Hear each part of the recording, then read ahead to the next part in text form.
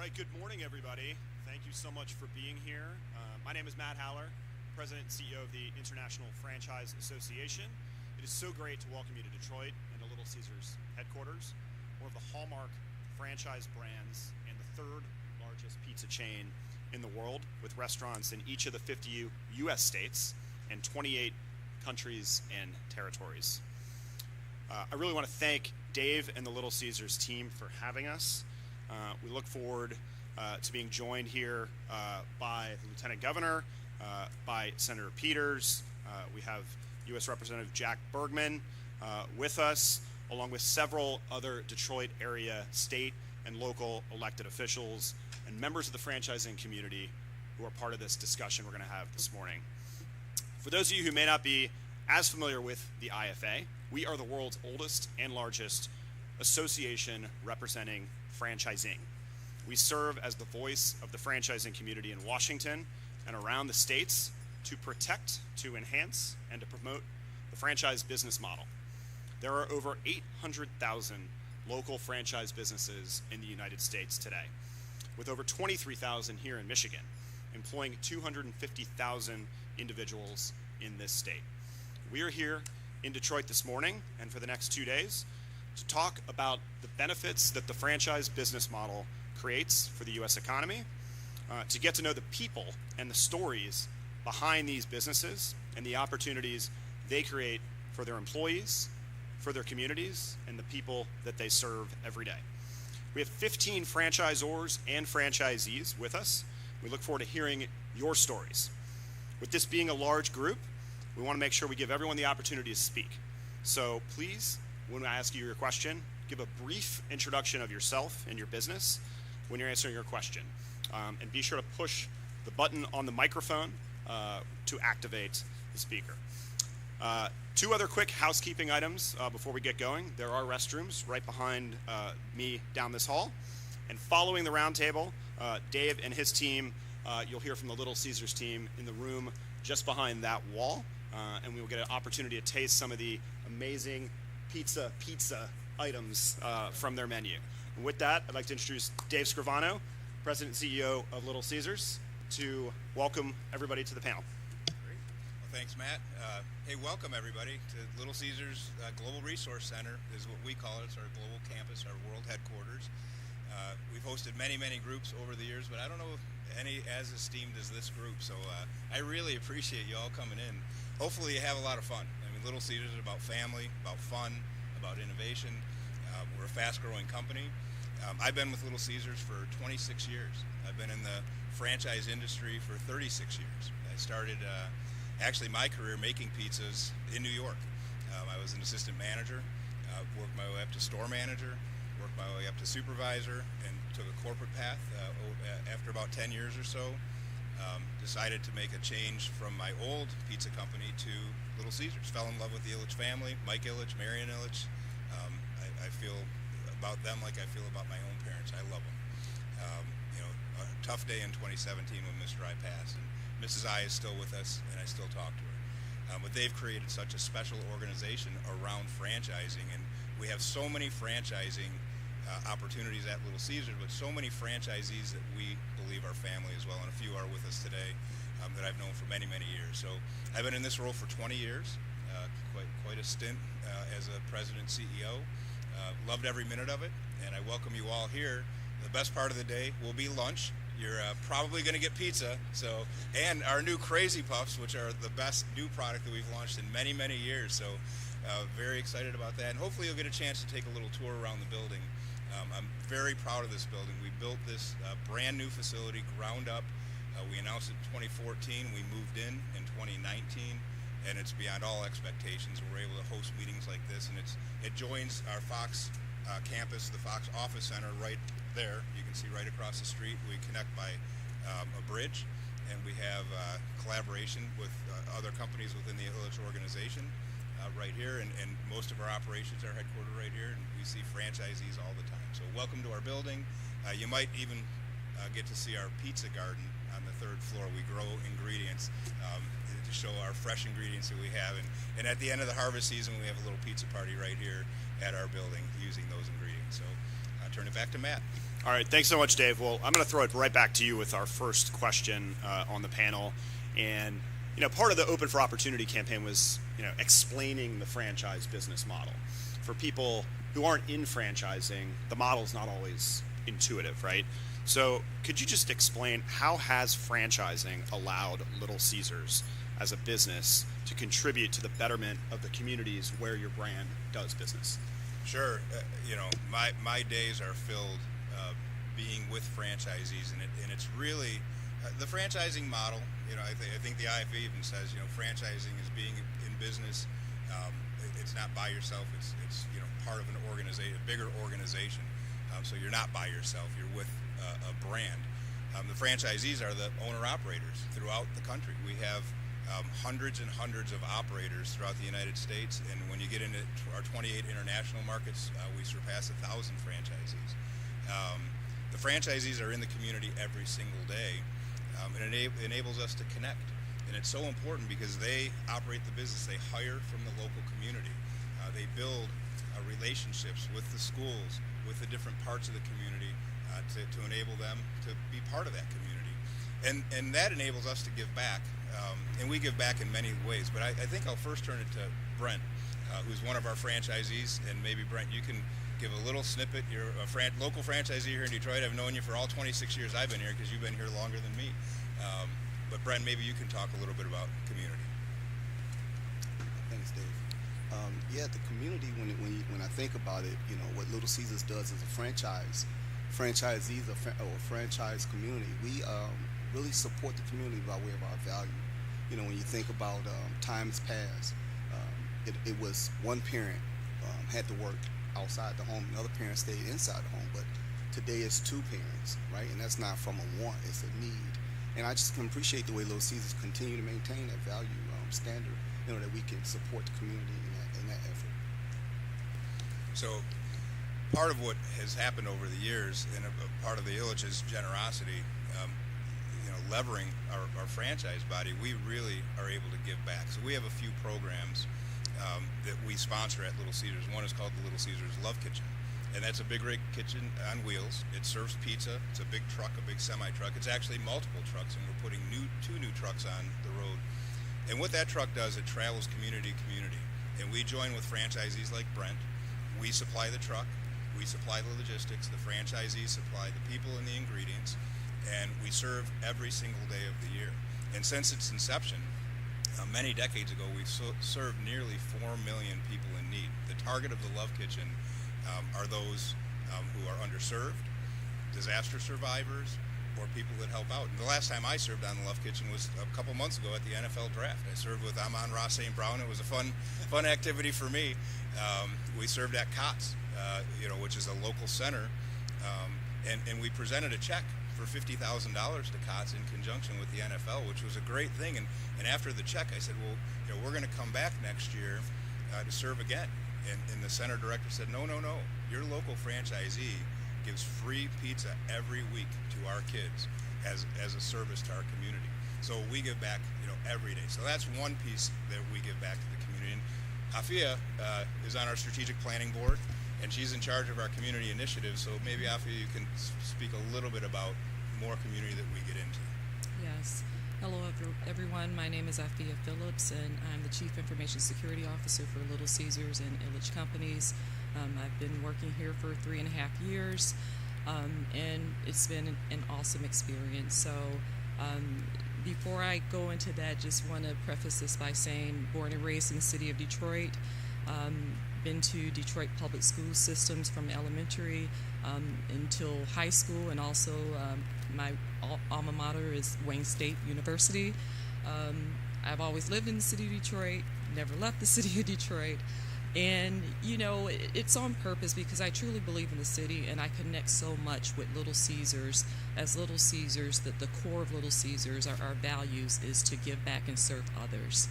And joining this organization far exceeded my expectations in what that means. It's truly in the DNA of this organization.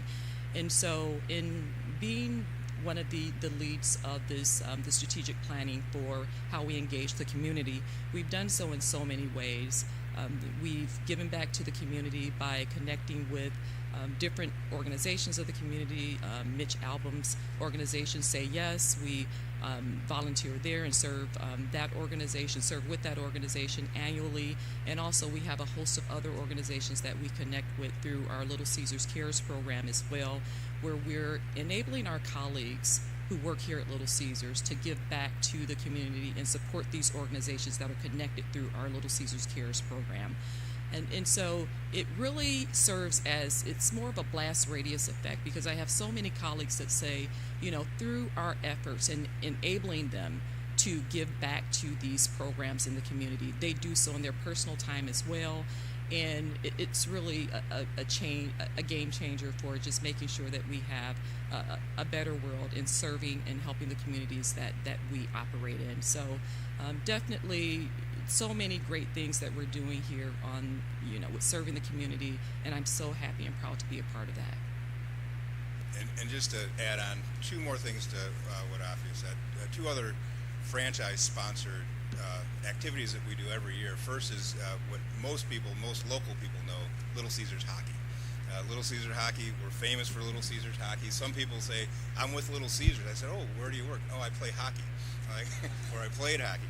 So we actually sponsor the largest youth hockey organization in the United States. We tend to have between 9,000 and 12,000 kids participate in our hockey program, the Little Caesar Amateur Hockey League. We have an elite league, a AAA league that we sponsor. And we just won a couple national championships and a bunch of state championships this past year. So that hockey organization runs strong. Little Caesars started that in the 60s. 1968 is when the Amateur Hockey League was established. And then we also have the Little Caesar Veterans Program, where we support veterans to go into business for themselves. Over 200 of our stores are owned and operated by U.S. veterans. So we're a big supporter of the U.S. Veteran Organization. So between the Love Kitchen, the Little Caesars Cares program, what the local franchisees do, and the corporate sponsors program, it all is because of franchising. Franchising allowed us to put ourselves into that position to give back to the community.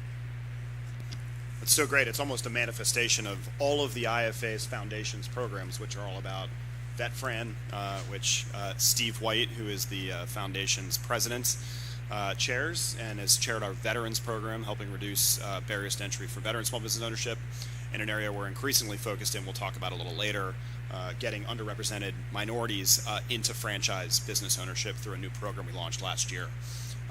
Before we move off Little Caesars, I did want to ask Brent just one additional question here. As a franchisee, what has franchising done for you and your family? And maybe if you could give us just a little insight into when you became a franchisee, when you got that call from Mr. I. I've read a little bit about that for the benefit of the group here. Would love for you to just tell that little story. Okay, it's going to take a minute. We're talking 40 plus years here. But it all started in 1985. In the summer, going into my 12th grade year, I started at Little Caesars. And so, long story short, spring forward, going through the career path just like Dave and Domino's, but I just stuck it out with one place. Taking advantage of the opportunities and the possibilities that were presented to me, I really found early in my career that Little Caesars was all about family, right? So everybody that worked under that umbrella, that Little Caesars umbrella, was an extension of the immediate family, and that became pretty apparent. So as I began to have that family, I can remember telling my kids, I don't know where you will end, but you all will start at Little Caesars. So that's been true. So as he mentioned, one day Mr. Illich called me and asked to speak with me, and I had no idea what it was for, kind of nervous. And I went up to him and he goes, Brent, I've been looking at your record. You've been doing a great job, and I just want to support you. So what would you like to do in life? And I said, I'd love to work for myself. And he goes, it's done. So he grabbed the phone and made a couple calls. People started pouring in the room, and that was it. So I started in 85. In 2009, I franchised my first store. And then in 2016, I left corporate and franchised 2 other stores. And so I've just been able to be blessed to work for a company that really sincerely cares about their people, and been able to give that back or to pay it forward with my immediate family as well as those who work for me, right? I don't consider them as colleagues. I consider them as members of my extended family. So I've been able to give them opportunities as well, and I want to see one of them, just like myself, come out the neighborhood just like myself, and I be able to support them like the Illages supported me in helping them to achieve something that's not really normal in our circle, so to speak, but help them to achieve something, whether it's being an entrepreneur or just additional schooling or whatever that the case may be. Thank you so much, Brent. I want to turn to and welcome Lieutenant Governor Gilchrist to the conversation. Thank you so much for being here this morning. We know your schedule is incredibly busy. Thank you for being here to support the 23,000 franchise businesses in the state that contribute $25 billion to our economy. I just wanted to ask you, how is Michigan generally supporting small business owners under your administration, especially in franchising? And why, in your view, is it so important to have strong relationships between elected leaders like yourself and local franchise businesses? So first and foremost, good morning, everyone. It's a pleasure and a privilege to be here. I want to welcome the association to Michigan and to Little Caesars, which is really one of our jewels when it comes to a homegrown story of business success leading to community impact, to creating generational economic opportunity. And ultimately, what businesses represent, what entrepreneurship represents, and what franchising as an entrepreneurial pathway represents is a way to put in place the building blocks of that kind of generational economic opportunity. Like Brent just described that with his experience, the way he's been able to create space and opportunity for others in his family to be an example and a beacon in the community. That's a great way to build wealth. It's a great way to provide people access to the dream of health and wealth that we all have a right to. And Governor Whitmer and I certainly believe it is very important that every person in Michigan sees that path as accessible, as available, as affordable, and as real for them. I come to this conversation as a two-time recovering entrepreneur myself. Like, I understand. Yeah, I'm in recovery. That is true. But I understand the difficult decisions and choices that entrepreneurs have to make when you're choosing between both the sacrifices that you make, the bet on yourself and those in your team that you are making when you're finding a pathway to grow. And it's that experience that I lean on when I think about why it's important that we create the conditions for business success to be possible here in the state of Michigan. It's why, whether it is we have been in the last 5.5 years we've been in office, we provided more pathways to small business support services at the state level, as well as leveraging historic resources from the federal government, such that Michigan can be the best place for a person with an idea to put that idea into the world and to make it real and to make it thrive, or at least have a chance at thriving, making sure that we have well-prepared and positioned individuals who are ready to join the teams of people who are taking risks and starting businesses and launching them in communities across the state of Michigan. Our educational investments feed that. Our higher education investments feed that. The fact that we're providing more platforms for people to be healthy, position them to be able to be part of these teams and to take a risk on themselves, take a bet on themselves. So it's important that this relationship exists, because we need to also recognize from the public sector what the private sector needs. And speaking with franchisees is a great way to get on the ground intelligence and experiences, a real illustration of what the reality is. The franchisees understand better than most that costs are high, understand better than most what it takes to recruit, to retain the kind of talent that people need to be successful. And so those kinds of conversations that I have every single day across the state of Michigan are the ones that inform the policy choices that we make and the investments that we make in our community. And you're actually going to see in a budget that's going to be signed into law by the governor by the end of the month a continuation of that historic investment. So we're very proud of the progress that we made. We look forward to making sure that, again, everything that needs to be true for a person to have a chance at success, that we make that true in the state of Michigan. And we appreciate the partnership from everyone around the table and those represented for helping us make that happen. Excellent. We appreciate that that engagement with our members at the local level. Absolutely. And you're right. There are so many homegrown brands here in the Detroit metro area. I want to turn to Larissa from Z-Bart just to share a little bit about their story, which is fairly iconic and significant this year, if you wouldn't mind. Yeah, absolutely. Thank you so much. It is truly a privilege to be here, and we're grateful to represent not only franchising but the International Franchising Association. Again, my name is Larissa Walega. I'm the Chief Growth Officer for Z-Bar International Corporation. As Matt has mentioned, we are a homegrown brand, and this year, hopefully you've seen, we are celebrating our 65th anniversary in franchising and as a brand. So we're very proud of that fact. We are one of only 50 brands in franchising who can say that we've celebrated that milestone. So Z-Bar is really all about protecting that investment, your vehicle, which sometimes can be your second or third largest investment, depending on if you're putting children through college at this point. But either way, very large investment. So our true nature and idea and thought is to make sure that we protect that investment and make sure that you enjoy that ride and your vehicle for as long as you own it. There's really 4 parts of Z-Bart that I believe Z-Bart has been successful, and one of them is celebrating our legacy. Z-Bart was founded by Kurt Z-Bart, founding Rust Protection in 1959. In fact, our first store was here on Harper Avenue in Detroit. So I do believe that legacy, both not only in Detroit and in Michigan, but within our brand, helps to fuel ourselves into the future and beyond 65 years.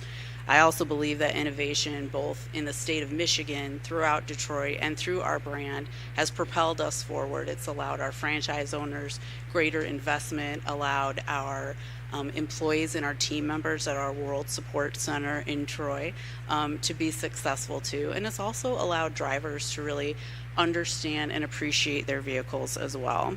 Another very strong tenet of why Z-Bart has been around and will continue to be around past 65 years is our people. We're a very community-focused brand. We focus on our franchise owners and their needs and their investment. We take that very seriously. We focus on those millions of drivers that we've served around the world. We're in 37 countries with 400 locations and only plan continued growth from there. And so when we talk about the success of a 65-year-old brand, putting people at the center of what we do is key for that as well. And obviously, and most clearly, the franchise model has been the opportunity for us to grow beyond for 65 years and beyond 65 years as well. We're also very focused on veterans initiatives as well. I believe we are the only franchise system who waives the franchise fee for veterans interested in coming into franchising and experiencing, taking the knowledge and the learnings that they've received from their service and applying it to a great investment opportunity. So we're very grateful for what franchising has done for Z-Bart International Corporation. We look forward to contributing that into the future. Amazing. And for those that may not be coming, we are having a reception later today at the Detroit Historical Museum where Z-Bart has an exhibit celebrating this anniversary, and should be a great time with even more members of the Michigan franchising community. Speaking of the Michigan community, I wanted to turn to Frank Torrey here. Frank, you are a Detroit success story. I don't think that's overstating things at all. And before you owned Puro Clean, who I mentioned earlier, Steve White here runs, you started a small business and built it into one of the nation's largest landscaping firms. You even built the Tigers baseball field across the way here, which we can see from this beautiful building. Can you just talk about the support that franchises like Puro Clean provide that help small businesses succeed, not just here in Michigan and in Detroit, but around the country and around the world? Thanks, Matt. I appreciate that. Yeah, I mean, if I had that opportunity, with the franchise world at the time when I was building that business, when I got out of college, be able to do the things that we were doing, like when I built the field for the Tigers. I did the deal with Mrs. I directly when I did that deal with her. You know what I mean? And it was fantastic. But if I had the opportunity with franchising, the marketing and the training, I could have expanded my business so much faster. It was a struggle, like Brent said, because you had that help. So I didn't have really any help except doing what I was doing myself, and trying to go around the country and buy little companies and do things. And it was a struggle to kind of keep climbing the ladder without. Hey, Senator. Let's see. Yeah. You got to stop for the center. You know what I mean? You can't keep talking when the center walks in. But So I was just saying, Sam was talking about my first business when I started the landscape business. So I mean, if would have had that kind of opportunity, I could have probably expanded. Even though I built one of the largest companies in the country, I could have done it a lot faster, more efficient, and I could have put more people to use and employed. So, but it was a good journey. It was a good journey. And then now I'm co-chairman with Steve Waits, our president, PureClean. We have about close to 500 locations in the United States. So that's my second journey of business, and so we're having fun doing that. That's great. And maybe a quick segue to Steve, if you wouldn't mind talking about the role, not just of PureClean's story, but your journey in franchising, and then in your position as chair of the International Franchise Association's foundation, where our Vet Fran program resides. Thanks, Matt. Yeah, I am a native Michigander. I'm actually a native Uber. So I was born and raised in Marquette, and I went to school. My wonderful family, we were mainly blue-collar iron ore miners and, those kind of things. But I got lucky. I got a scholarship from the United States Army, and that was my ticket to Northern Michigan University. And then on graduation day, I owed them the next 4 years of my life, because nothing from the federal government is completely free. At least it wasn't then. And so I was very, very grateful to get that scholarship. And I owed the Army 4 years. I did 6 as a United States Army officer. And when I got out, of all the places I landed was here. And I lived in Wayne County for more than 20 years. And loved it, very successful. My career started 38 years ago in the headquarters of the other pizza company. And have had one company in between there. And I was actually happily retired in Wayne County when PureClean came along and found me and recruited me to its headquarters in South Florida, where I live today. But I have loved the experience, and we've had dynamic growth at PureClean. And it's because of Frank and his partner Mark Davis and all the investment they put into our company that has enabled us to soar. In my role with IFA, I am currently the chair of the IFA Foundation. That houses really cool stuff like Vet Fran, so veterans in franchising, which we love. We love Vet Fran because it's almost like the military made people to be successful franchisees, because they teach them teamwork and discipline and hard work and how to follow a system. And that's what every franchise is. It's just a system. And that's what military veterans are so used to doing that. And we have such success with that. But, our military, as service members exit, we provide education about resume writing and interviewing. Those are skills to get a job. What we do at Vet Fran is we educate, as part of the nonprofit part of IFA, we educate military veterans about their ability to own their own small business. And they can do that anywhere they want. It's the vehicle that can take them back to their hometown or to their newly, chosen adopted town and make them successful there. And it's amazing to watch these people soar in the franchise concept through all kinds of different brands. So we absolutely love it. We have all the other wonderful things in the IFA Foundation. We have a diversity initiative. We have a Black Franchise Leadership Council, a Hispanic Leadership Council, a Pride Leadership Council. Our newest initiative is called the Ascension Initiative. You want me to touch on that now, Matt? So the Ascension Initiative was inspired by Omar and Raina Simmons, who self-described grew up in the hood in Boston. And Omar got a track scholarship, which got him into college.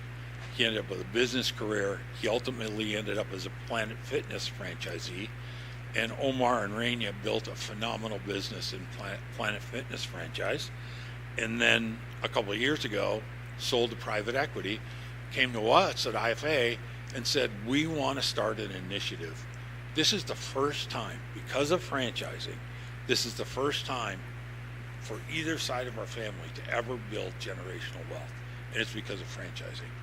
And so we want to put $250,000 of seed money into this initiative to help people with backgrounds like ours find and thrive in franchising. And we're really excited that we're about to put together our first class, Ascension Initiative class. We've got more than 60 people qualified right now to begin the journey that Omar and Raina had. We couldn't be more excited about it. Thank you so much, Steve. We are thrilled about that program.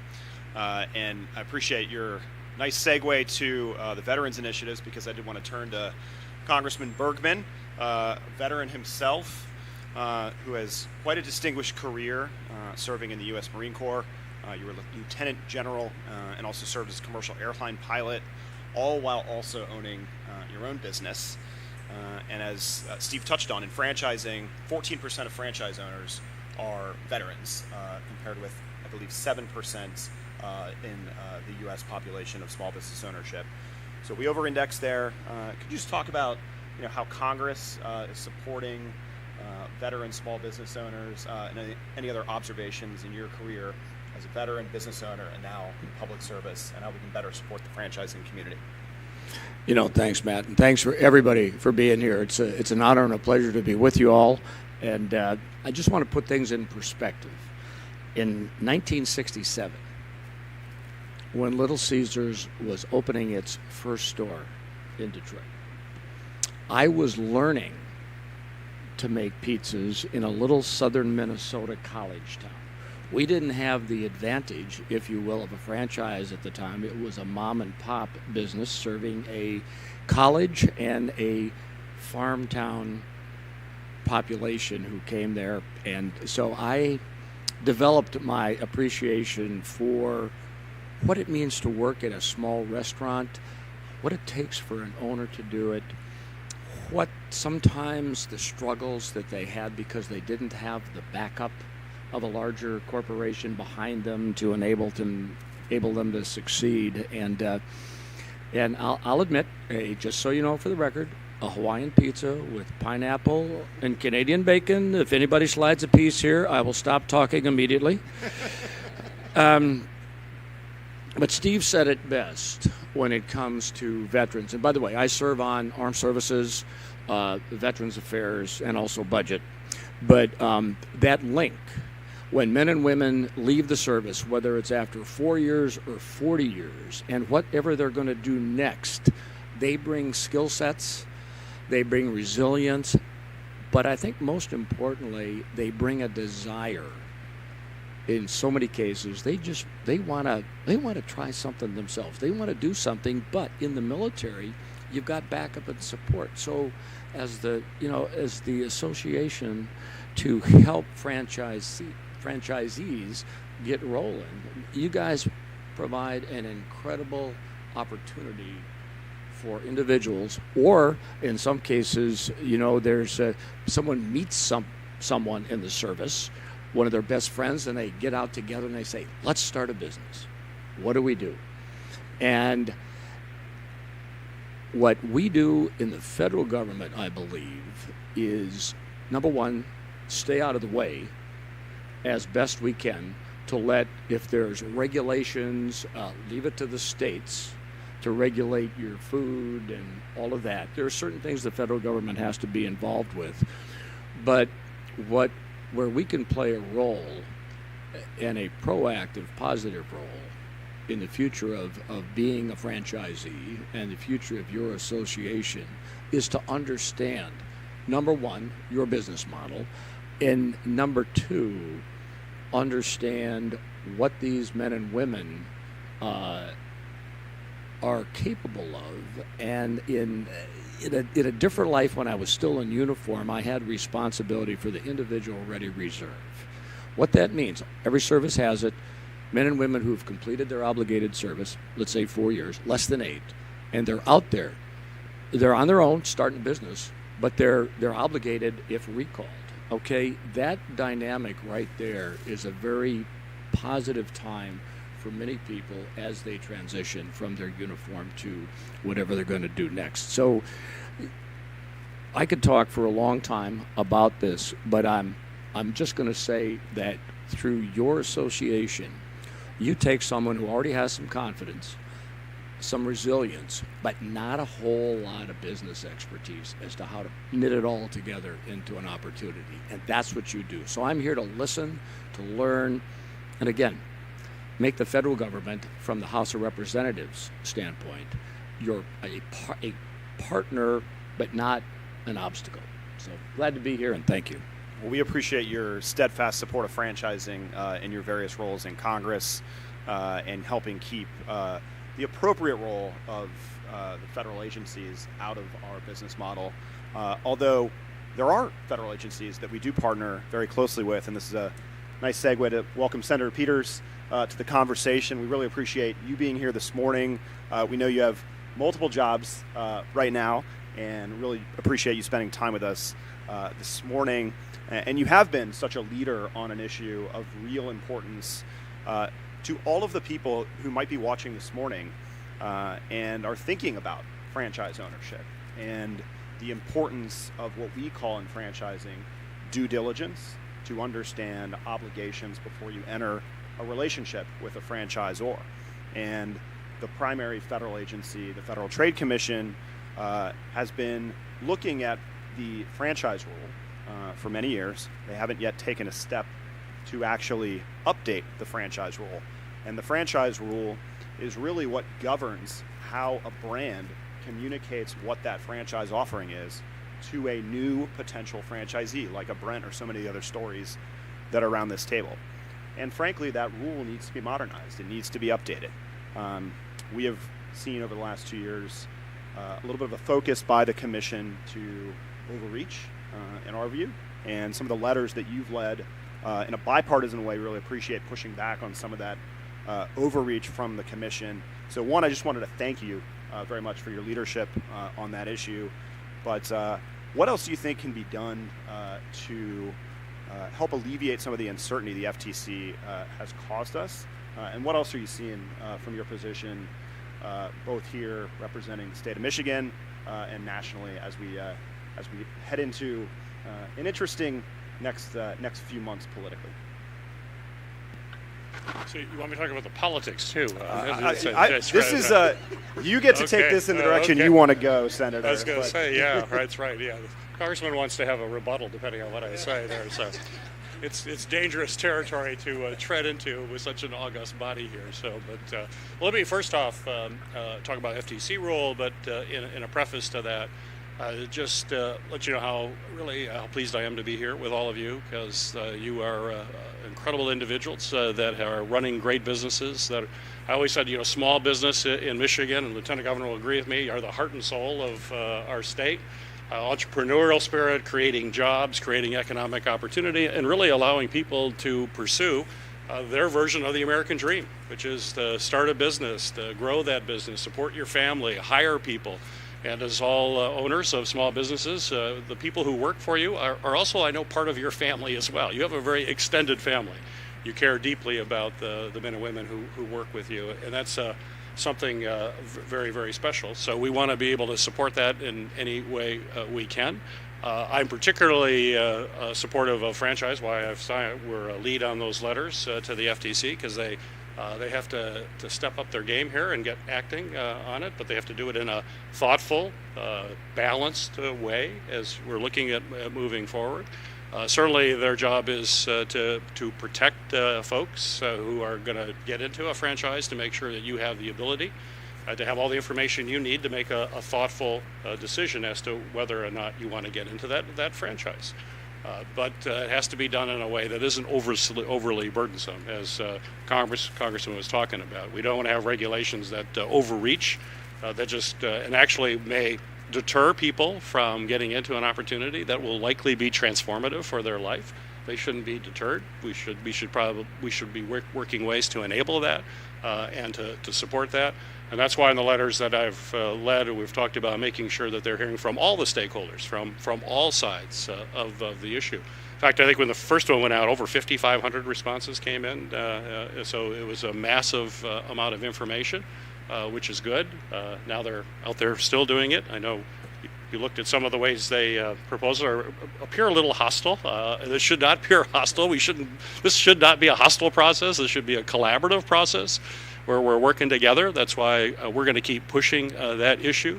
As to terms of how we continue to focus on this issue and make sure that there's a little bit more certainty, I just think it's so powerful. What I've heard, and I'm sorry for coming a little late, but just what I've heard around the table already, your stories are just so powerful that I think every member of Congress needs to hear that. So it is really important for you to continue your engagement in this process. So it's not just the FTC franchise rule, but supporting your businesses in all the ways that we think are necessary. Part of that is staying out of your way, and other ways that you may be able to access things like funding and working with the SBA and other agencies. But how do you work with the SBA in a friendly way to get access to capital? There's nothing more important in a small business than having access to capital. Federal government can be helpful in that way. We certainly saw the importance of that during the pandemic and how those loans were critical to keeping a lot of businesses in business. But then how do we make sure that we're fostering the entrepreneurial spirit going forward as well? So what you're doing here today, this forum with us, is great. I'd say try to, and you have a great presence in Washington, which I appreciate. But having each and every one of you talking, you don't have to travel to Washington. You can do it here locally too. We're all local. Talk to your local member of Congress. Get in, see them. Many of them are not that familiar with small business, let alone franchising. And to tell the story about how franchising lets folks who may not have experience in a particular industry can immediately walk in and have a system to be able to do it, and then use their talents and their ambition and their drive to be successful. It's really a marvelous model, and we're seeing the success as we are here at Little Caesars, a very successful business using this model to say the least. And this is what is possible. I would also invite you to be engaged with me through my work I'm on Homeland Security and Government Affairs. We're the top oversight committee, but we also deal with a full range of issues related to the procurement system, acquisitions, especially procurement. If you're doing business with the federal government, how do you do that in a way that makes sense and is not overly complicated? A lot of folks don't want to sell products to the federal government because it can be pretty onerous. That shouldn't be the case, and small businesses in particular should have a fair opportunity to do that. Just to give you an example of how unfair it is, and we're trying to break these down. In order for you to get a federal contract or sell products, you oftentimes have to say, they'll ask you, what is your experience selling or dealing with the federal government prior to this? Well, if you've never dealt with the federal government, you're going to say zero, and then you basically are put at the end of the line. So you never have an opportunity to actually have another customer potentially to go forward. We got to change that. You also have a lot of regulatory pressures. Right now, we're working a great deal in my committee on harmonizing all of the federal regulations, because you'll probably have like several different government agencies that may have some tentacle into your business when you probably could get by with just one would be okay. And you'd probably like to have zero, but that probably wasn't going to happen. But how do you at least have a more streamlined approach? For example, I have legislation right now with cybersecurity. There's a lot of requirements for cybersecurity if you're dealing with the federal government, particularly depending on your business. But you can often interact with 12 different government agencies for cybersecurity. That's ridiculous. That's absolutely ridiculous. How do you do just with one? And the best ideas for us to pass legislation to make your job better comes from all of you. You are the idea generators. We're here to be your advocate and try to make the federal government work better for you and help you when it's appropriate, and stay out of the way, which is probably even more appropriate most of the time. But please use us as that advocacy, and that's why your involvement here today is so important in continuing to talk to individual messages and members. So please tell your powerful stories. So the second part, I'll be brief because I wear another hat in addition to Chair of Homeland Security. I'm the chair of the Democratic Senate Campaign Committee. So my job is to hold the Senate and expand it. So I have no pressure at all on me here. There's these next few months, no problem. So a lot's going on there, and then with Homeland Security simultaneously launched an investigation in the horrific assassination attempt, and how we make sure that never happens again, and oversight of the Secret Service. So, but while I'm doing that, looking at the campaigns, these are really going to be really tight. I mean, the one thing that's a certainty in this election, it's going to be very, very close, particularly in battleground states. Michigan is the preeminent battleground state in the country right now. The presidential race will likely come down to 3 states: Wisconsin, Michigan, and Pennsylvania. So we're going to see a lot of candidates here and a lot of surrogates coming in. The Senate race will be one of the top races in the country as well. But when you're a battleground state, that means by definition it's a very, very close race. And it's going to come right down to the wire. You know, my job is to make sure our candidates have the resources that they need and the support that we can to be able to win. And I'm confident that'll happen, but it's going to be a lot of hard work.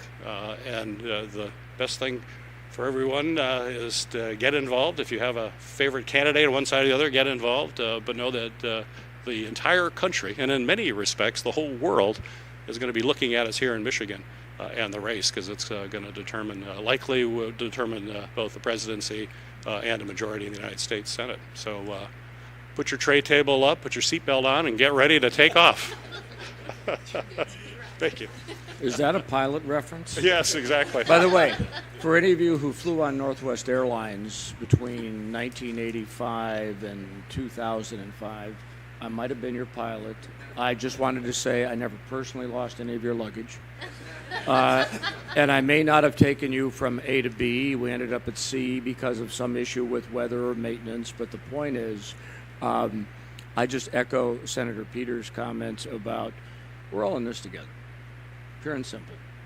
And the one thing I would ask all of you to do, especially for those of us who served in uniform, you honor the service of those who served, in some cases gave their lives, by voting.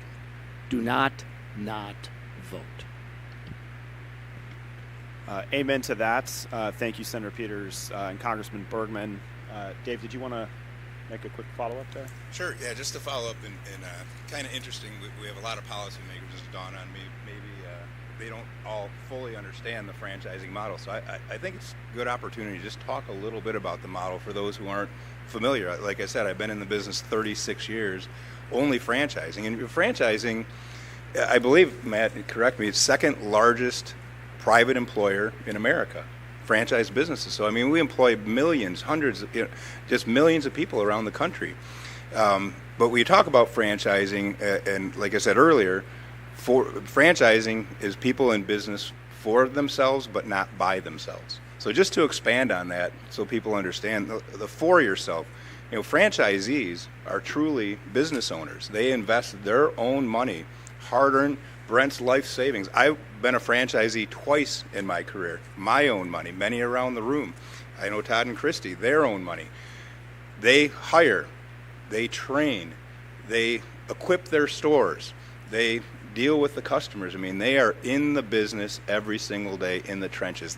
I dedicate my life to our franchisees because they're the ones doing business in their communities. And we'll talk a lot about getting in the community, but what they really do every day is wake up and work hard, sometimes 10, 12, 15-hour days, because they own a business, a real business. It gets real returns, which is great. But it's not by themselves. That's where the franchisor comes in. The franchisor provides the brand, the Little Caesars brand, one of the most iconic brands out there. The system, the operating system. Here's how you operate your stores to optimize your profitability, to optimize your community involvement. We provide resources like this building. This building wasn't cheap. We built it for our franchisees, and they come in free anytime they want, and they do training classes right in this room.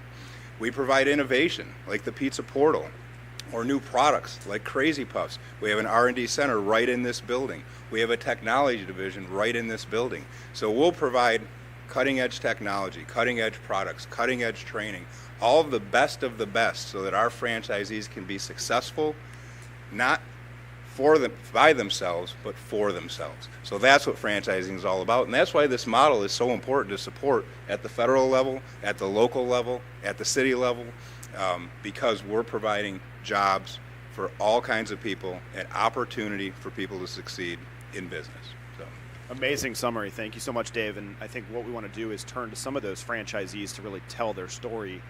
And we've been highlighting the fact, as part of this roadshow we've been doing across the country, that the most trusted institution in America right now is small business, according to Gallup. Very little trust in government, no offense to our elected leaders here. Very little trust in traditional media.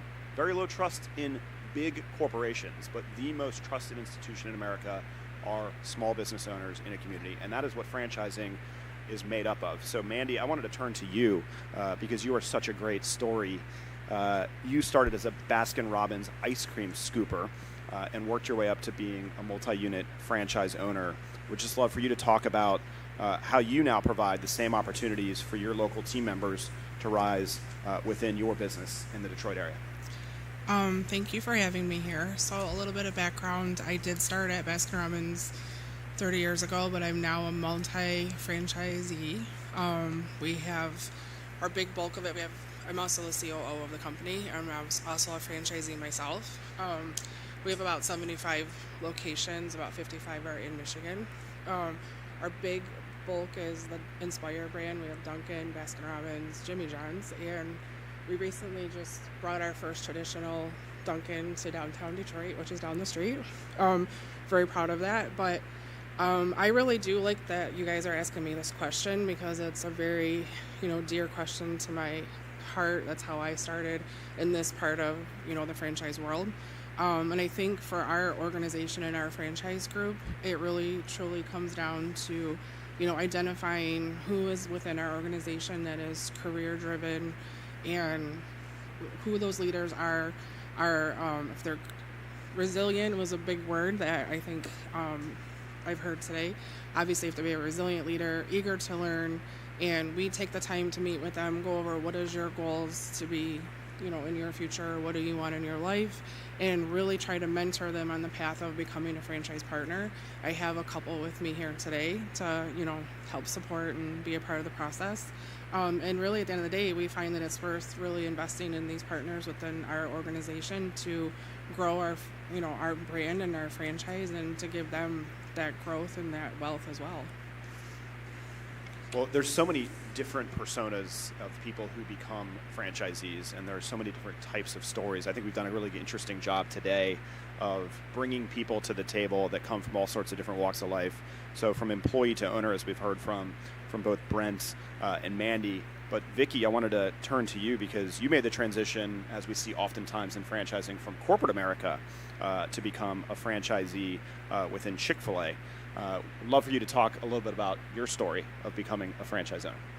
Thank you. So I am a native Michigander as well, and raised in Detroit.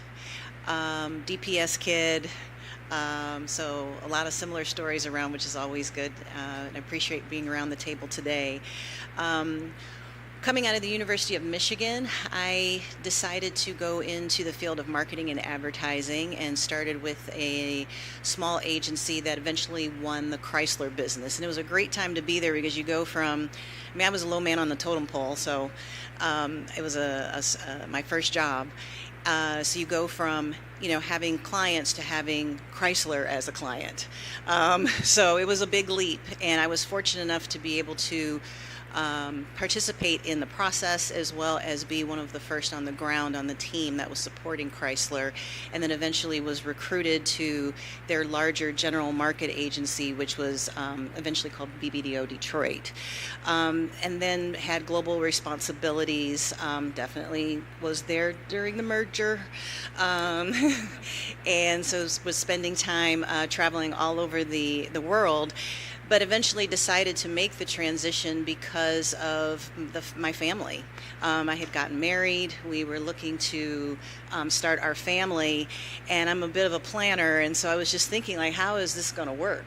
Who's going to be taking care of the family if I'm on a plane? and just decided that I wanted to re-envision what that would look like for our family. So in discussions with my husband, I decided to come out of it. It was good timing. Advertising agencies are not known for leaving with packages, but I was able to at the time, being a senior vice president. And we started our family, and then I was able to identify a little known franchise at the time that was just starting up in Michigan, and decided it would be a great time for me to throw my hat in the ring and try to run my own business. It was a great ride. I was with them for 12 years.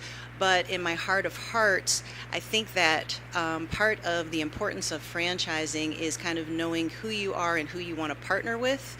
And so what happens sometimes with young franchises as they start to kind of develop and kind of figure out who they are, where they want to be, and some things start to change procedurally, the relationship. But in the back of my mind, Chick-fil-A was always of interest. But people have asked me before, well, why didn't you pursue it before? I said, because I wanted to do it here in Michigan.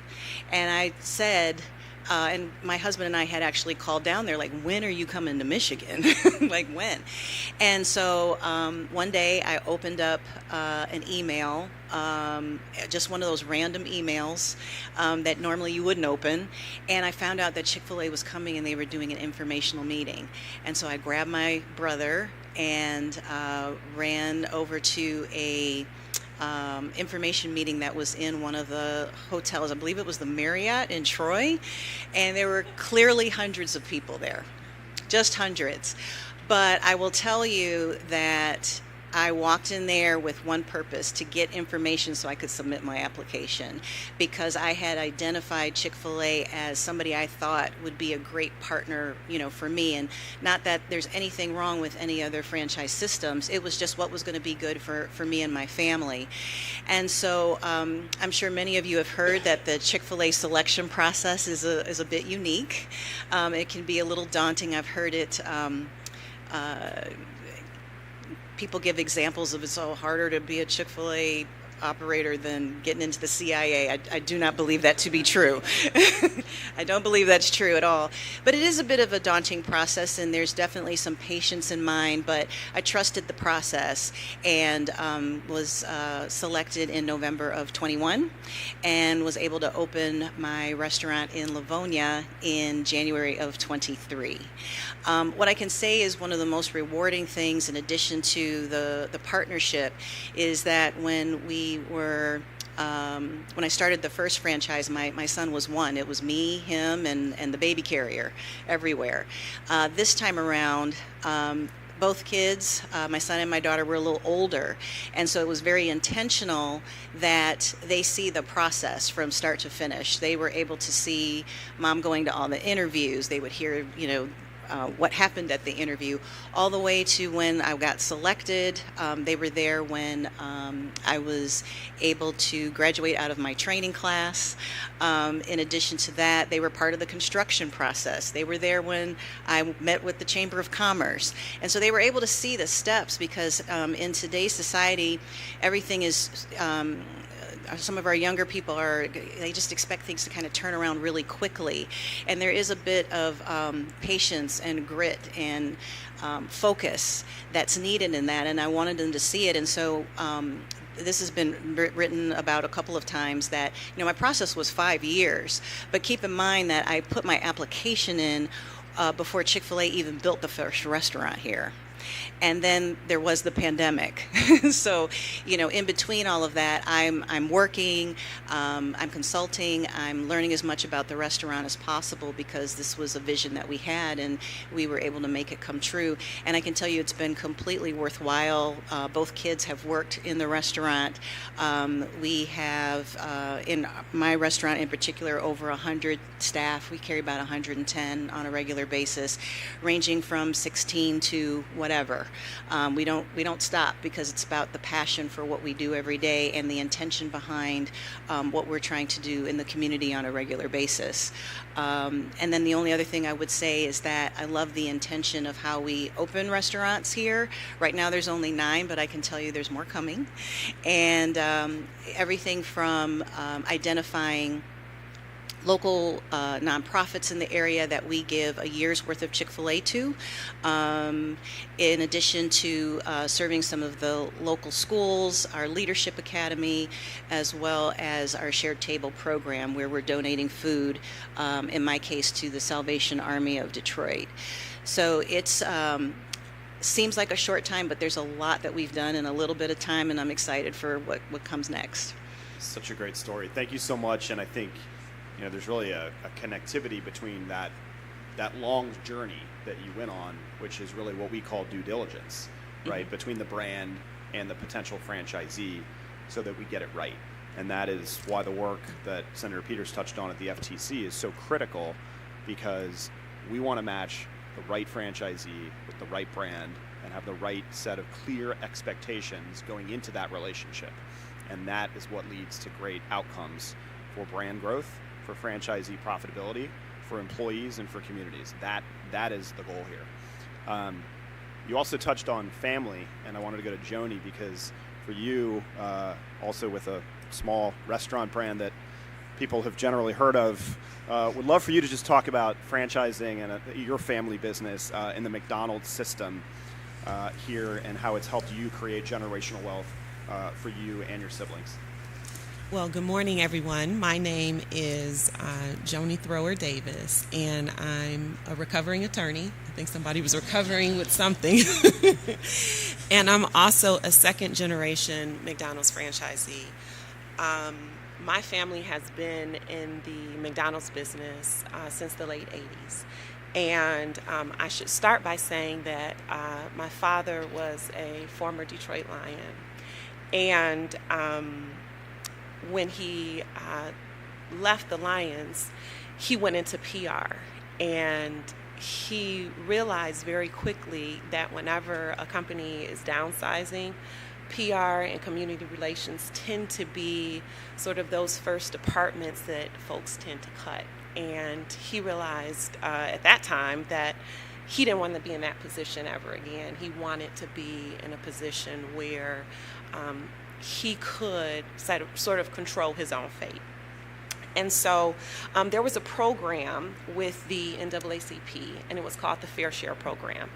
And that was a program where the NAACP and large corporations were very intentional in trying to ensure that these companies had diverse ownership. And my dad was one of the first to participate in that. And he became a franchisee again in the late 80s. Similar to you, Vicki, it was a long process. And I believe the first restaurants he was offered were in Ohio.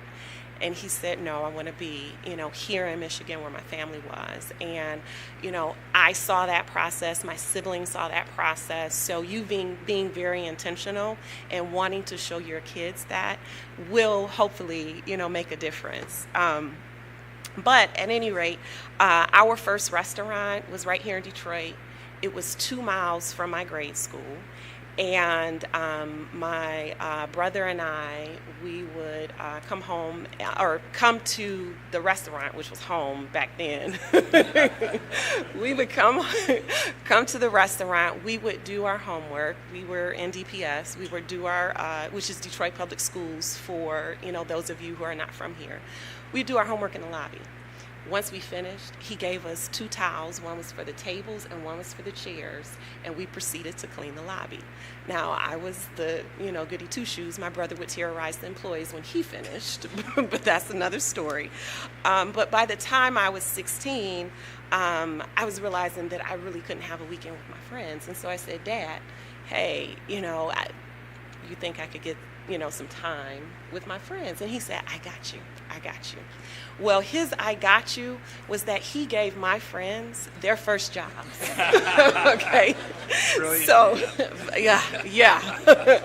So, when I look back on it, it was probably it wasn't genius, but, my friends were so happy. Their parents were so happy because they knew that their child working in my father's business, they were going to be taken care of. So just as any second generation owner operator in this business would tell you, we absolutely grew up with ketchup in our veins.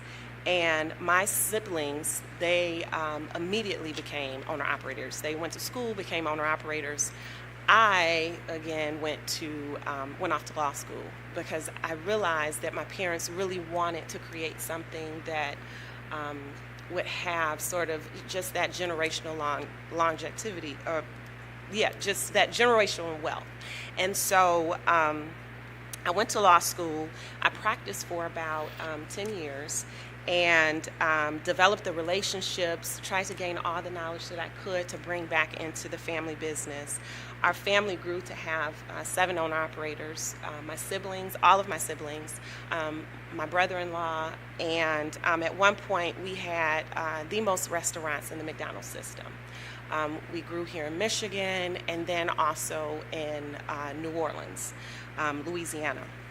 And so while we no longer have that distinction, but we are so proud to have restaurants in the communities that we live in. And I absolutely grew up watching my parents support, just as, the same as these other franchisees, support nearby schools and Little League teams and nonprofits and our local politicians, supporting because they believe in the things that are important to us. But most importantly, the one thing that my parents always talked about was that our greatest asset was our people. And so we always make certain to take care of our staff and our restaurants. And so with that, crew scholarships and tuition assistance, and we recognized very early on that McDonald's is more likely than not their career path, but it could be that stepping stone to that next career. And so my dad would sometimes, and now I find myself being sometimes that first call when someone's in trouble. They call us, and if they need something, they call us. And so one of the things that I would tell our customers, our staff, is that when they spend dollars in our restaurants, that dollar is going to be invested back into the community because we employ plumbers that look like us. We employ electricians that look like us and that live down the street. And that is so important when you're talking about keeping that dollar circulating in the community. So with that, I just want to say thank you so much for having me here. I thank McDonald's, and I certainly thank Jim and Marla, my parents, for opening the door for my siblings and I. Thank you. Thank you so much, Joni. I wanted to give Todd and Christy just a moment to talk. We've heard a lot of restaurant talk, and there are a lot of other franchises. Restaurants are 40% of the franchise model.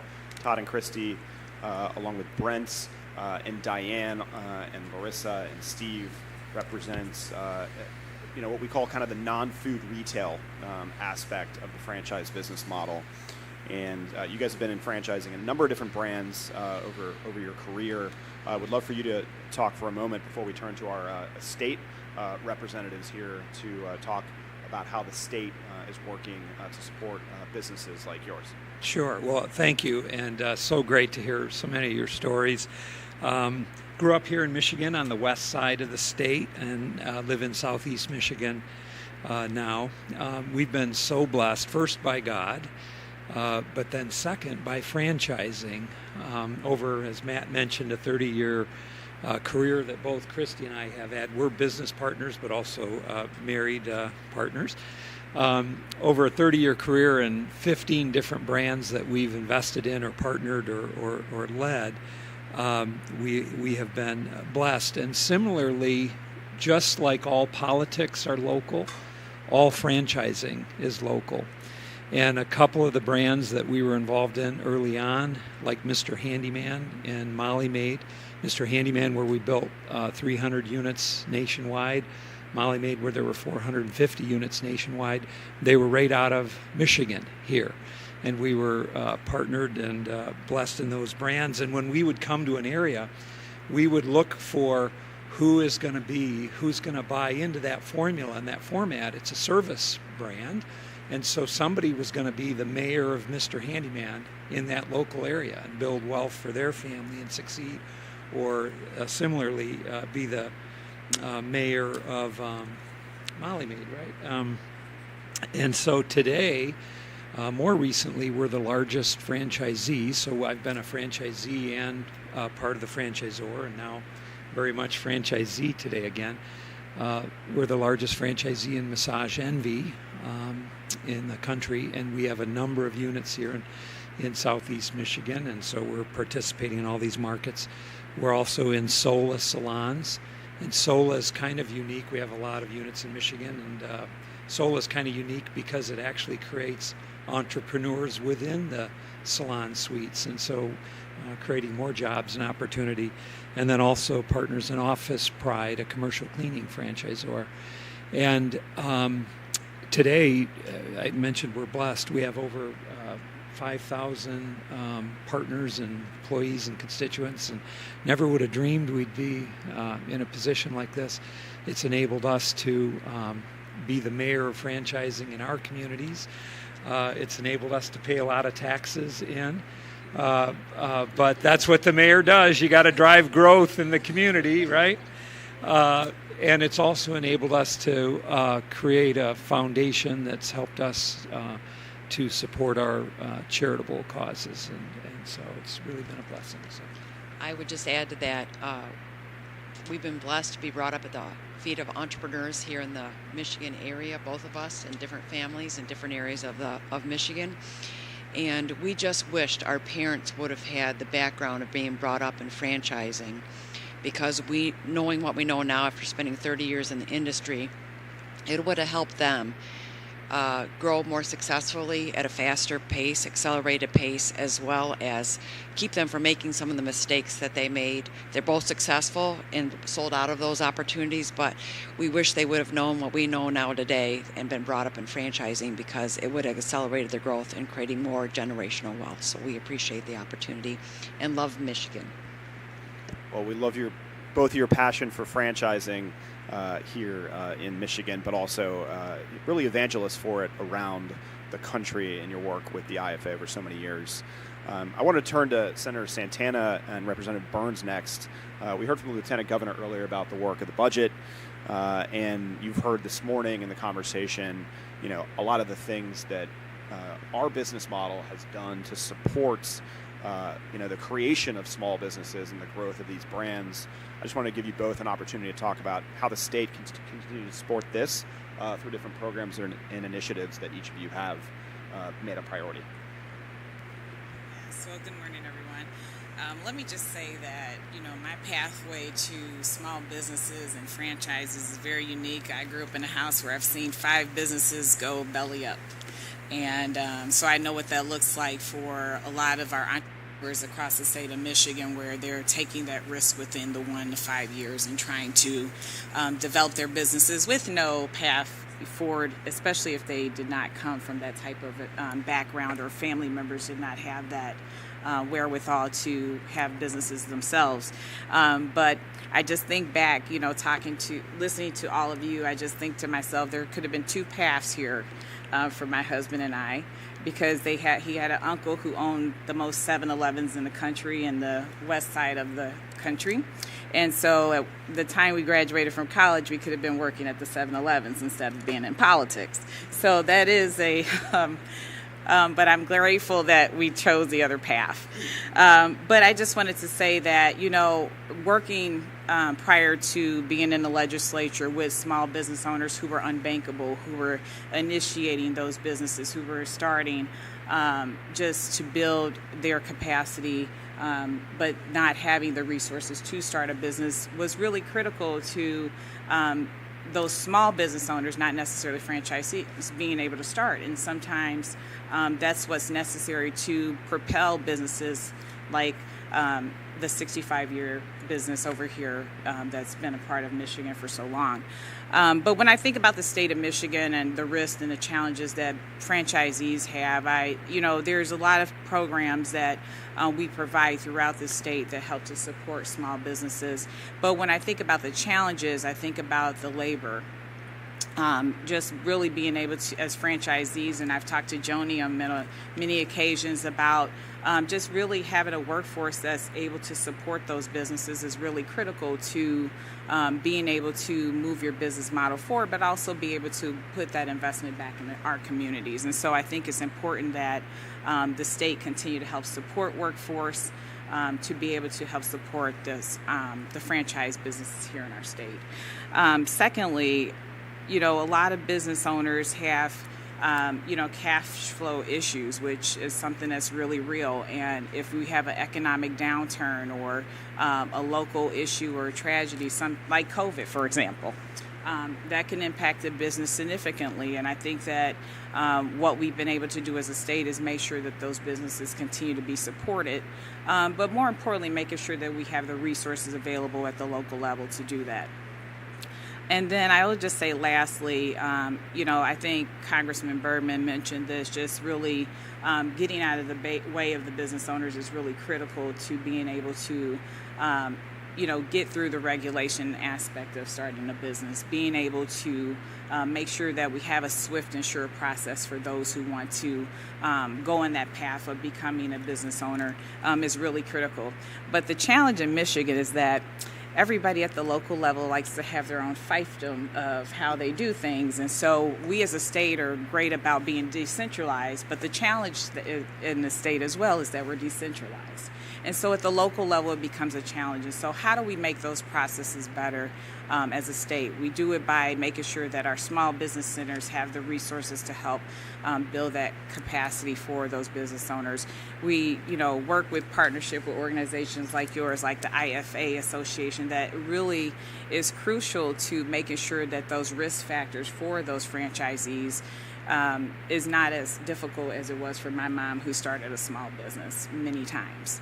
And I think that's really what's important to making sure that resources are available, that we continue to build upon what we've seen thus far in the state with all the dollars that are being built here just by the franchisees that are here, and also making sure that their employees have that capacity or have that vision to become franchisees themselves. And I think that's what's really important, is to make sure that we continue to build upon what's already here and support organizations like yours to continue to do that for our state. Thank you. Well, thank you so much. It's almost like you're giving foresight to the survey that we have in the field about the top challenges that franchisees have: labor, cash flow in the wake of high prices, and regulations. So thank you so much for that. Wanted to turn over here to Representative Burns for a few comments as well. Sure. Thank you so much for the question. Thank you for having me here today.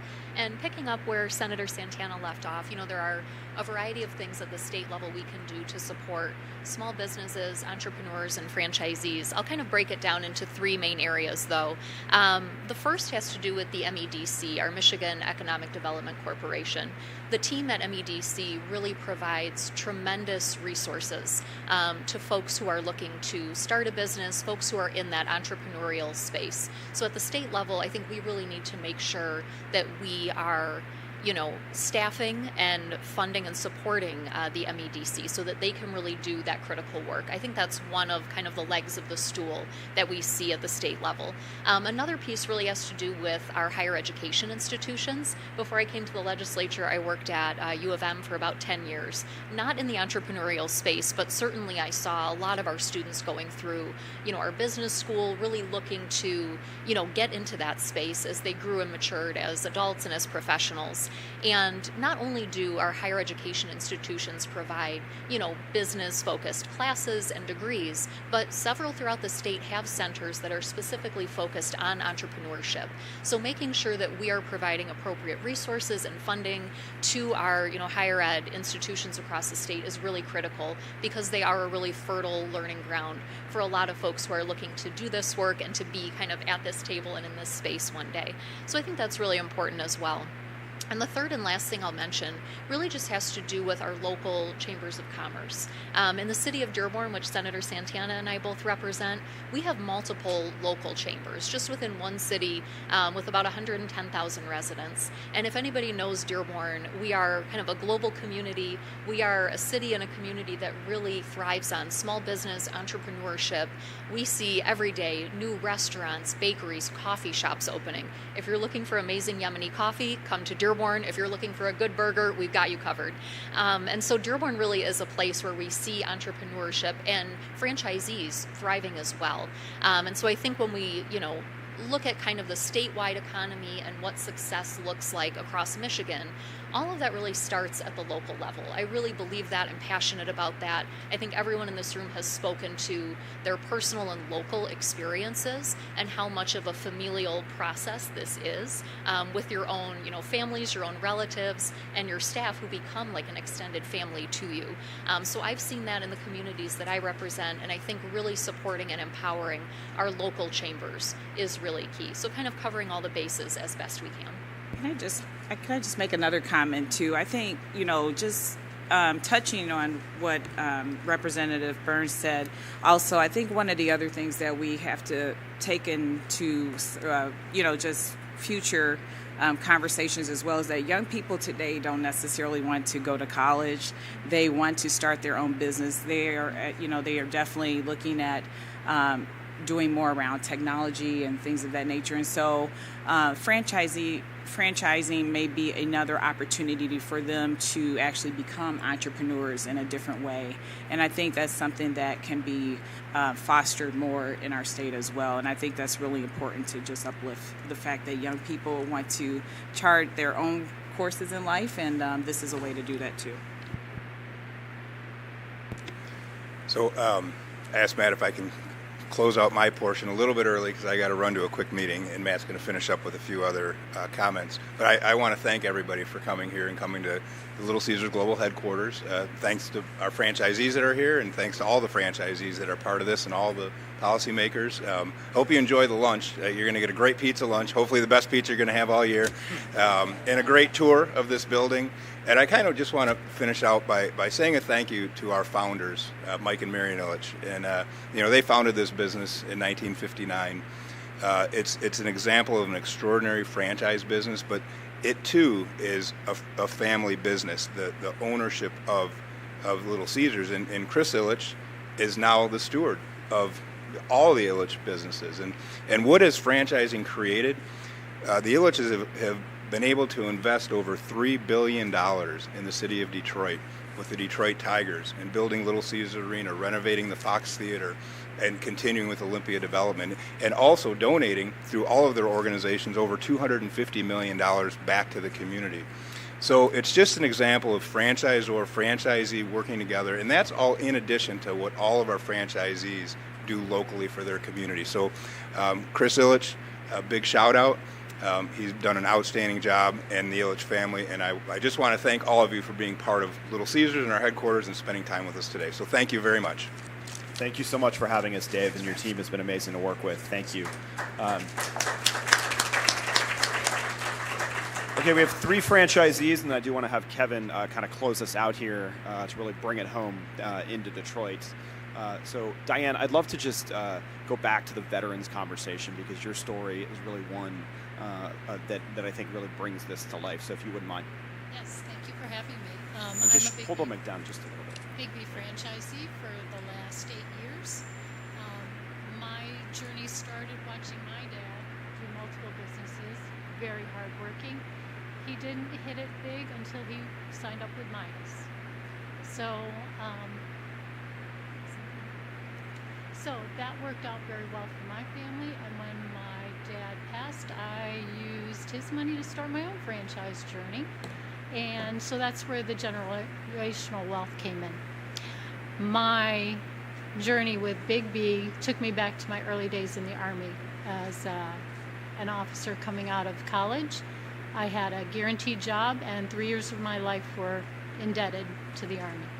I used all those systems and processes and the training know-how and the HR know-how, every hat I developed in the Army, and I brought that to my business I couldn't have gotten a better training for being a franchisee. The Army prepares you for anything. Not only the hard work, but the ability to teach yourself how to do something and to execute and bring others on board in your dream and to train them to accept that dream and work forward instead of against each other, which I see happens in some businesses that fail. And the Army just does not let that happen. And so I've been able to share that journey with my son. He's now a third generation franchisee. And I believe that we impact our communities more than others, more than the mom and pops. We are a mom and pop, but we also bring others on our journey and employ so many more. And I think that is a credit to our communities and to franchising in general. Thank you. Thank you so much for sharing that. John, I wanted to come to you with the Lash Lounge. And one of the things that we were talking about with Senator Peters as well is the importance of collaboration between franchisors and franchisees. And you chair the Franchisee Advisory Council within that system. Can you just talk about the purpose of an FAC, a Franchise Advisory Council, and why it's so important to help support the franchisor-franchisee relationship? Yeah, absolutely. John Babcock from the Lash Lounge. Briefly, if you're not familiar, we do lash extensions, and if you don't know what those are, some people do right here. It's Not that I give them. sorry, I didn't mean that. It is one synthetic lash using medical grade adhesive to your natural lash, just if anybody's not familiar with it. But from an FAC perspective, one of the comments that Dave made earlier was the trenches. And the purpose of the FAC, Franchise Advisory Council, is to be a communication path between the franchisor and the franchisee. It's, out in the trenches, like many have said around the table, it's the individual, it's their money, it's their investment, it's their business. Do they feel they have a voice? Do they feel they have a voice back to corporate, the franchisor, home office, whatever they may be called? And so the FAC plays a critical role in that. The way we have our set up is there's 6 members. They're all elected by the franchise system, but they are split up into regions. And so the purpose of what we do is, I call it a voice. There's 3 voices, not just one.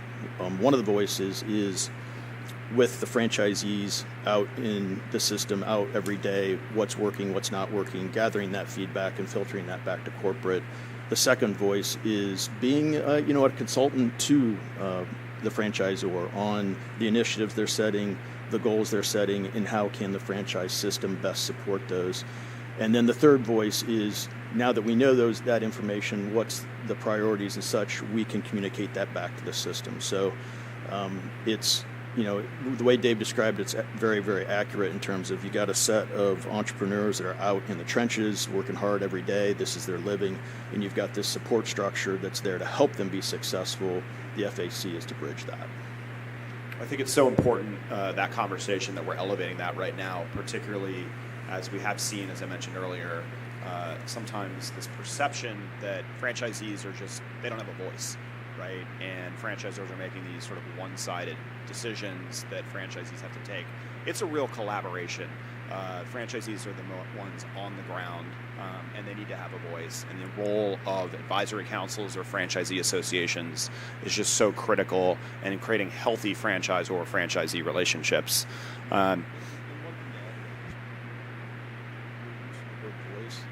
It's tough to be out there and feel like you don't have one. Like you feel like you're on an island, and that's what I don't want to have happen as chair of FAC to anyone. And so it's a critical role, for sure. Thank you. And I wanted to go to our final franchisee story before we let Kevin close things out here. Brent, with Fast Signs, you've actually been, I think, working very closely with the downtown economic revitalization effort here in Detroit. Would love for you to share a little bit about that and your journey into franchise ownership. First off, it's an honor to be at the table with a lot of you who've been in the franchise journey for a lot longer than I have. 6 years for me, so I would say that's very, very new and might be a surprise to some, but Signs is not a college degree that you usually get, so Coming into this, it's been figuring a lot of things out, and the business has been downtown Detroit the entire 6 years. And yeah, we've worked with the DDP on a lot of events, most recently the NFL draft, and seeing what they've done and having the opportunity to work hand in hand with them. The revitalization of Detroit has just been tremendous. It's been really exciting. And I think for franchises and also small businesses to be successful, having people coming and visiting downtown Detroit is, very important. I think you would agree with that. And Detroit is just such a wonderful place to start a business, bring your family to go out to lunch, to dinner, to brunch. So it's been really enjoyable to be a business owner within the city. I was fortunate enough to start in a small location on Jefferson and then buy a building on right across from Castech High School and expand our operations. So it's the franchise model is, I think, allowed me to do that again.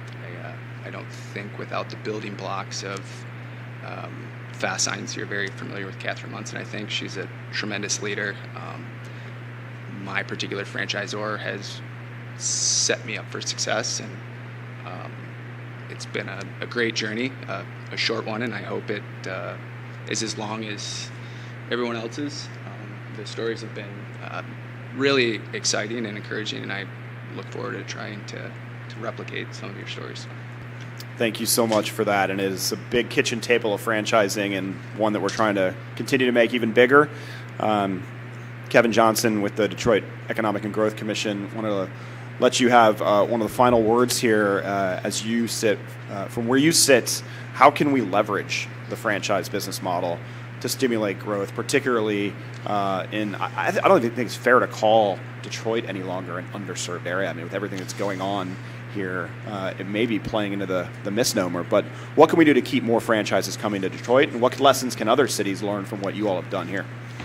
Well, first, thanks for inviting me. I think there are a couple of areas that franchisees, you have a role to play. And I want to kind of illuminate that just for a second, because I don't want to stand there. I want some pepperoni pizza so bad. I can't stand it, right? It's smelling it since it hit the door. But there's a couple of things I want to illuminate. One is we in Detroit specifically, we do have areas that are underserved by franchises. And I think, I was having a conversation with Ms. Phillips earlier before we got started about that. And the responsibility and the challenge that I have for you as franchisors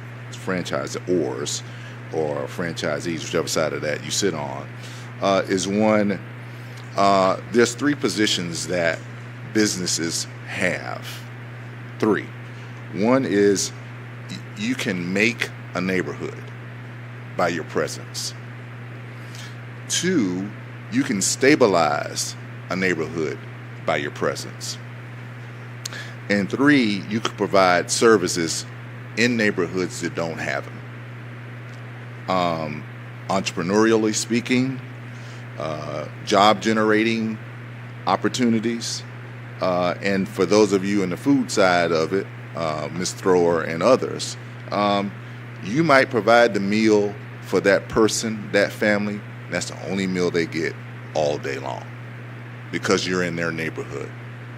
So if you think about it globally as an institution, as an organization, don't just go to the obvious. I moved from Atlanta. I know what you went through with Chick-fil-A. I was in Atlanta for 10 years. I know how the Cathys think. It's a successful model, but they go to places, and they should, that's atypical of a Detroit neighborhood. I'm so happy that you're coming downtown. I don't know who owns that one. Come down.